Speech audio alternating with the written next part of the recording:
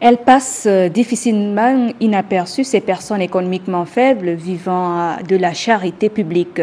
Que ce soit sur les trottoirs ou parfois à l'entrée des supermarchés, elles n'hésitent pas à tendre la main en espérant avoir un peu d'argent et ou des vivres. La mendicité est un phénomène grandissant. Élément signé Filika Biongo Moussavou et Chris Rodolphe Lembonda.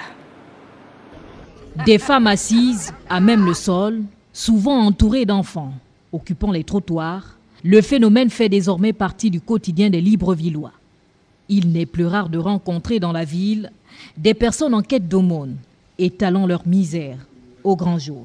C'est pas très bon de voir ce type de personnes-là dans les rues en train de traîner. Il faut bien qu'ils soient pris en charge s'il y a une prise en charge à faire ou trouver les voies et moyens pour les faire en sorte qu'on les voit de moins en moins dans la ville. Mais je veux dire ici également qu'il y va de notre responsabilité aussi. Parce que vous devez savoir qu'un phénomène continue à prendre de l'ampleur lorsque ça fonctionne. Lorsqu'il y aura de moins en moins les gens qui vont leur donner de l'argent, ils vont disparaître. Mais si nous, à chaque fois, nous leur donnons de l'argent, pourquoi voulez-vous qu'ils arrêtent? Ça marche. Si des handicapés s'adonnent à cette pratique, d'autres, par contre, physiquement aptes, parcourent également des kilomètres pour gagner leur vie. Il vaut mieux quand tu travailles ton propre argent et que tu gagnes ton argent honnêtement dans la vie. La mendicité ne cesse de prendre de l'ampleur dans le pays.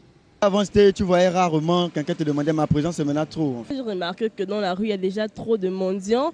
Et moi, je trouve que c'est pas bien. Il faut vraiment se lever un matin et travailler comme les autres. Elle se présente aussi sous une forme beaucoup plus voilée. Associations caritatives, orphelinat, veuves, oui. Ça c'est aussi une forme très fréquente de vol en fait. Ils nous prennent de l'argent, on ne sait pas où l'argent part, ce qu'ils font avec. On ne connaît pas le nom de l'association en question, mais ils sont toujours là devant les sacs cadeaux, les prix imports. Ils nous escroquent. Pour moi, si une personne vient avec une ordonnance, en fait, il dit il est malade, il est souffrant, je vais lui dire, allons en pharmacie, j'achète les médicaments, je te donne les médicaments, tu pars avec.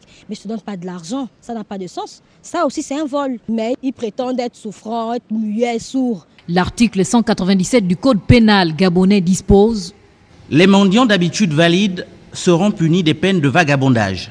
Des peines allant de 1 à 6 mois d'emprisonnement, selon l'article 196 du même code.